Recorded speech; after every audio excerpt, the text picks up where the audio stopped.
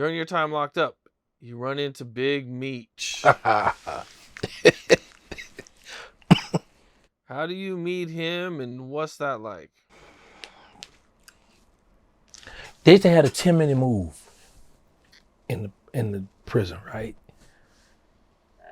What's a 10-minute move? Like when you're in your dormitory, or if you're in the law library, or you're on a rec yard, wherever you at, they're gonna call control movement, 10-minute move. So you got 10 minutes to get where you're gonna go. Once you get there, they're gonna lock you in. If you're on a rec yard, you can't move. It's control move, that was called control move. Control movement, control move. You got 10 minutes to get where you're going. Then they start doing it. They used to just let us go running back, but then they start doing 5 minutes outbound and 5 minutes inbound. So I'm speeding. They just call me, oh, they go the fastest man on the compound, because I have to walk fast. Because I got to get where I'm going, because I'm trying to get back to the law library. So they got this big guy with some diamonds in his teeth. And he's standing next to a light-skinned guy with some braids. So as I'm walking fast to get to my dorm to get something to get back out, to get back to the law library, the dude said, Gangsta. So I was like, what's up? And he's standing with the light-skinned dude. He's like, man. I said, who you? I'm such and such. I was like, oh, I don't know, man. I don't remember you. I don't know. And I kept going. Later on that day at the counter, it was like, man, Big Meech on the compound from BMF. I said, how you look? Light-skinned dude with braids in his head. I said, oh. I saw that dude earlier. He was with the other dude. And I made the other dude look bad, because I told the dude, I don't know you, man. I don't remember you. I kept walking. I said, I got to clean that up. So for dinner time, we walking up the walk, and I see the guy. So what's up, boy? Y'all, man, what's that? Y'all was busy early, man. You all right? So the light-skinned guy who was Big Meech, he's watching me talk to the guy who he came there with. But as he trying to make his way towards me, people keep stopping him. Well, what's up, Big Meech? They dapping him. Every time he make a step to me, somebody stopping him, dapping him. I'm like, man, this dude is a celebrity. Because mind you, I didn't know nothing about BMF. I heard about that in 2005 that they hadn't got busted. So I was like, well, who those dudes? Man, you and Big Meech, they was doing this in the club. I was like, oh yeah. I hadn't been locked up since 98, so I don't know nothing about no BMF. So, but every time he stepped getting toward me, a lot of guys stopped him. I'm like, well, this guy's somebody. So when he finally make it over by us, the guy who earlier he was with, yeah, Gangsta's Big Meech, Gangsta. What's up? He said, man, I've been wanting to meet you, man. My heart go out to you. I read this magazine, Ozone magazine. I did an article in there. Yes, what's up? So we started talking. We walked to the rec yard. He was telling me, man, I'm a billionaire out there. I was getting money and da-da-da. We talked. I said, well, listen, bro. Your name ringing. Now you got to reach out to them children, the average youth. Da-da-da. He said, man, if I reach out to some children, I'm going to tell them how to sell drugs and get away with it. I'm like, man, you tripping, man. So I said, you just feel like that because you bitter right now. You just got locked up. You're going to have a change of heart later on, whatever case may be. So we talking, we chopping it up. And we just he would go out to the rec yard, work out, take pictures. He was a very respectful, cool dude. They had the room in that Big Meech, had to beat me up. At first they were saying I told on Meech. I'm like, I'm gonna tell her I got locked up before Meech. I don't know nothing about Meech's case.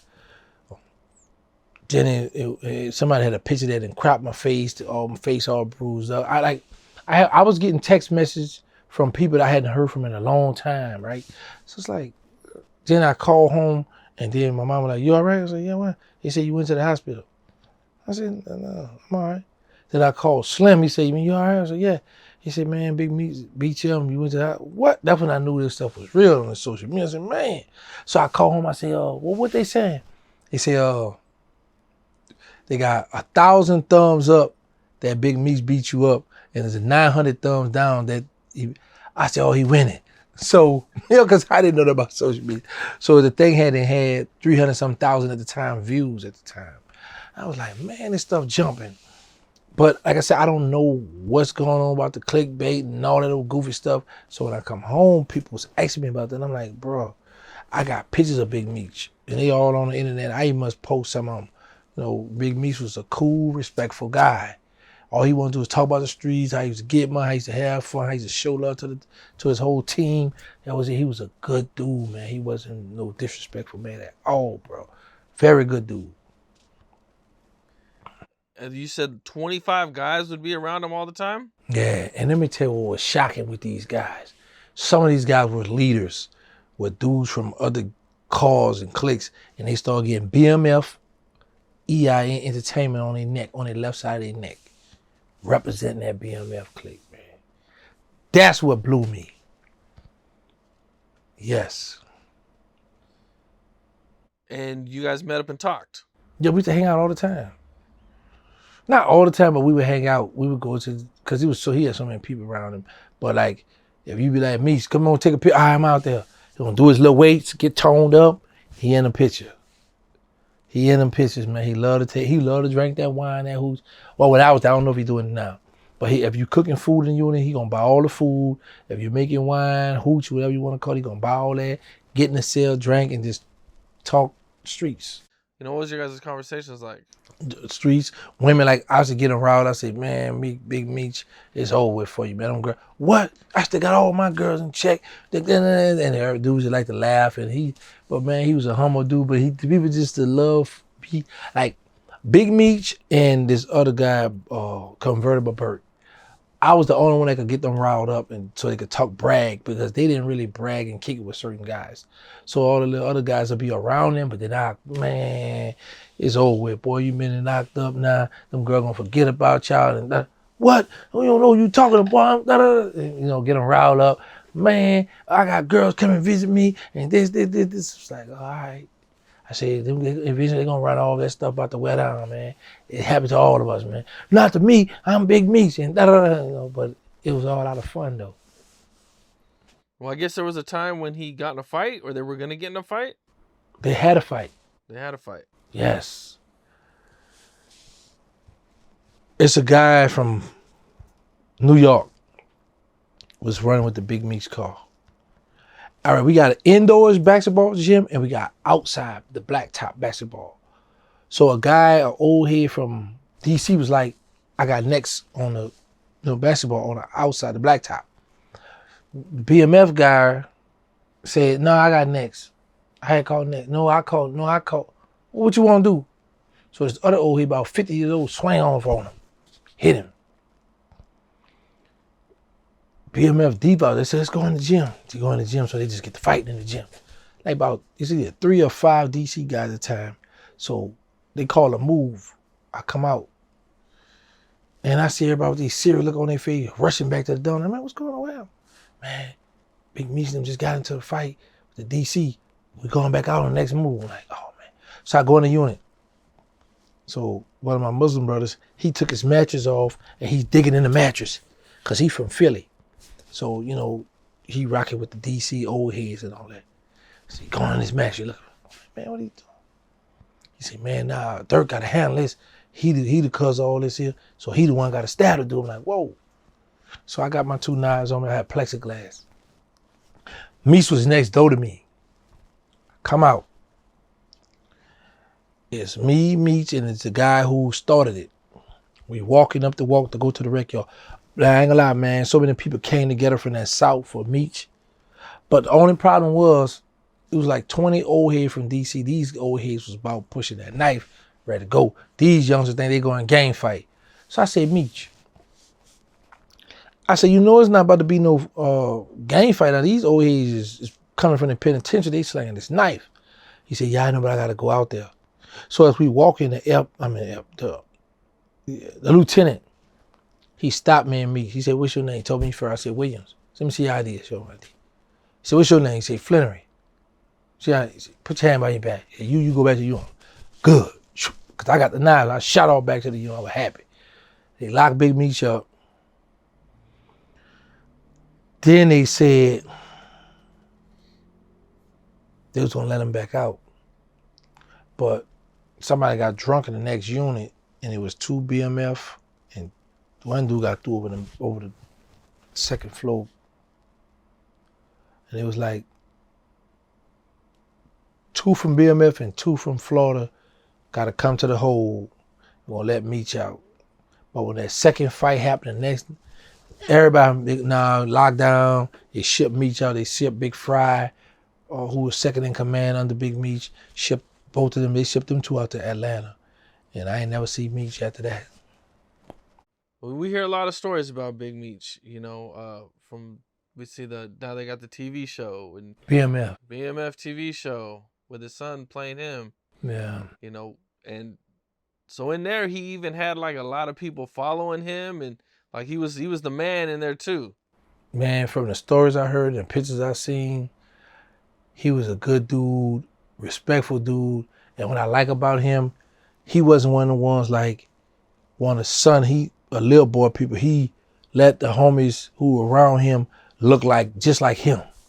We all bosses. I'm the boss though, but I'm gonna make sure we all look good, we all gonna shine. And that's what I always respect about him. I always respect that about him. Made sure everybody was getting theirs too. Yeah, man, we're gonna make sure everybody look good. You ain't the only one gonna look like a boss. Well, everybody gonna look like a boss. That's what I respect the most about him. Would he tell about his stories about the money and all the money they used to blow and shit? Yeah, man, he used to be talking about how they go in the club, $100,000 to make it around. I'm like, man, I just mad being in the club and you talking about he go you 10, 20 stay here, man, throw it up. Yeah, I am pocketing that money. I put the I be saying, like now I be like, boy, if I ever come across some football player, basketball player, I go to strip club, we about to make it rain here, they gonna show out. Them millionaires, man. You about to throw, man, all right, I got, give me something, let me throw. I'm about to pocket that. 10, 20,000, oh man, I'm not about to throw that in no club. No. Come back an hour later like, I threw all my shit, you got any more? Yeah, exactly. Man, I'm out, bro, what's up? Yeah, man, all right, good looking. Yeah, man, I ain't like that. You know what's crazy? The older you get, you go to thinking of something like, that's a quick way to come up if you really want to get in the game, the strip club. The way them dudes, them ballers go there and make it rain on them girls, man. One girl filmed the dude stealing the money on the, oh, look at him, the dude looking around, he tried to pick the money up on the floor, and she filmed and posted. I said, yo, you dirty. Yo, that's crazy. How did the COs treat Meech or you guys? Or did he get special treatment from the COs also? Majority of celebrities in prison, you're going to get special treatments, but it's sometimes not openly. Only thing sometimes be obvious, like they might let you go to commissary first or let you in the door, do certain stuff, but like bringing you food and drugs, they're going to hide that. Because if an inmate see that, the first the inmate going to say is, well, you gave it to him, you gave him some, I want some, or I'm going to tell him I'm a black man, so, stuff like that. He got special treatments. CO might walk around and not shake his cell down. Might go shake the cell down next door somewhere, but he can have all the contraband. But, because I think he got caught with a knife or a cell phone too, so certain COs don't care about it. You got to keep in mind, it's white, Latino, black COs, so certain COs don't care nothing about what you was doing. I'm the police. I come to work. What's going on here? I'm going to shake you down. So it only the young COs that heard of that BMF stuff, that know who he is, that'll show him different love and treatment like that. What's up? This is Cam Capone. We got more content like this coming soon, so hit that like button, subscribe, and stay locked in to Cam Capone News.